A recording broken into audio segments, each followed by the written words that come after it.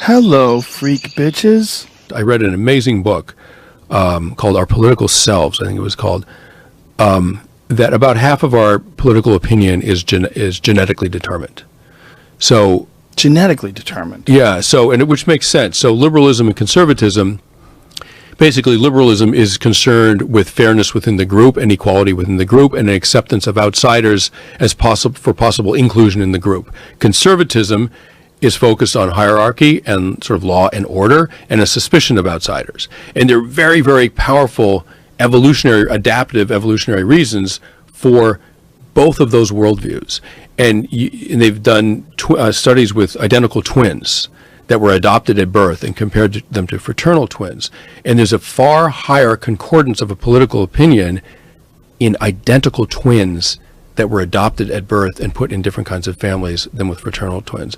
So that means that apparently it's around 50% of our political beliefs are genetically determined, which means that those beliefs had adaptive value in our evolutionary past, which means that the argument, I'm right, you're completely wrong, and you shouldn't exist, is a false argument. That the country actually needs both parties very, very badly, and that a healthy society has conservatism and liberalism in a kind of dynamic tension where, yes, they might fight, they might argue, but they're roughly proportional in the population, and equal weight is given to those two competing values. Was it taken into consideration that when these people are adopted, that growing up adopted without your biological parents puts you in a certain mindset automatically, and that maybe it wasn't necessarily a genetic thing, but it was a circumstantial or a nurture thing? Well, they compared identical twins, who were genetically identical, of course, that were adopted, to fraternal twins who were adopted.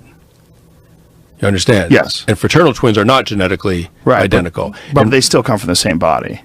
They still come from but their DNA is different, right? Sure, they're two individuals, yes. right? So both sets of twins were adopted. Right. So they all went through that, whatever that is, that process, the effects of that, whatever they are. One shared DNA, exact duplicates of their DNA. The other set of twins don't. They're fraternal. So the twins that shared identical DNA were far more likely to have the same political beliefs than the fraternal twins. In other words, the genetic component was influencing their beliefs, and the environmental component was not as much compared to the fraternal twins. It's an amazing book, and to me it makes sense. Like, both worldviews clearly were needed to keep our society healthy and strong and safe. I mean, a country that was run completely by liberals would get overrun by, the enemy state next door immediately, right? A country that was completely run by conservatives would never get overrun by the enemy, but it would be a heartless and brutal society, right? Where the poor weren't taken care of, and et cetera, et cetera. So you can't have one or the other. You need both in a kind of dynamic tension. So it makes genetic sense that it works that way. Just like there would be genetic variations and all sorts of different aspects of people, height and personality and all those different things. Yeah, I mean, it's sort of character traits, right? Yeah. I mean, they're partly genetic and they're partly determined by experience. So, courage or whatever, generosity, sensation seeking, right, is a genetic trait. But your impulse towards sensation seeking is also determined by your experiences in life. Right. I don't know what the proportions are, but in terms of political belief, it's roughly 50-50. Your experience in life is about 50% responsible for your political beliefs, and the other 50% is genetics. We're always looking for one reason, right? We're always looking for nature or nurture. We're looking for one of the. We're not looking at this just whole soup of different entangled influences that create a person. Yeah, and it's really interesting when I tell people that their genetics determine half of their political view, they get really upset. Right. They want to be completely self-determining, right?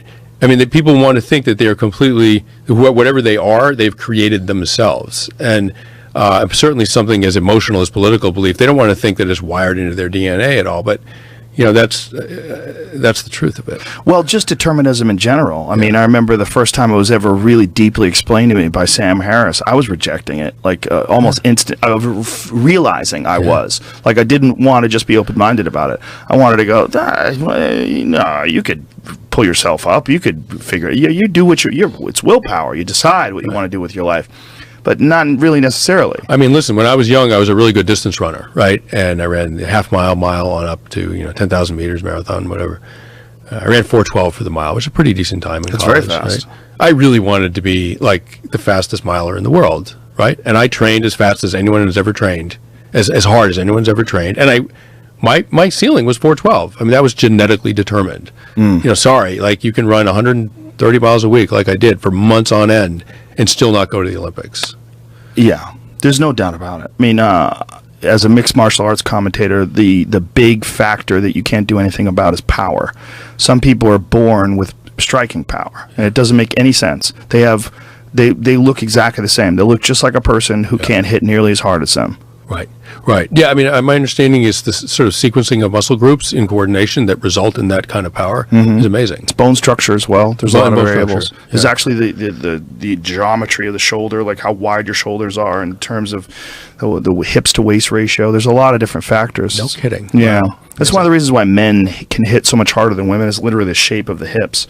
Women's hips are wider. The legs go inward more. It's a different sort of mechanical advantage. Which is probably connected to the speed you can throw a baseball at. Yeah. I bet it's connected to the same skeletal. Yeah. Apparently boys and girls can throw pretty much the same until puberty, and then it really splits.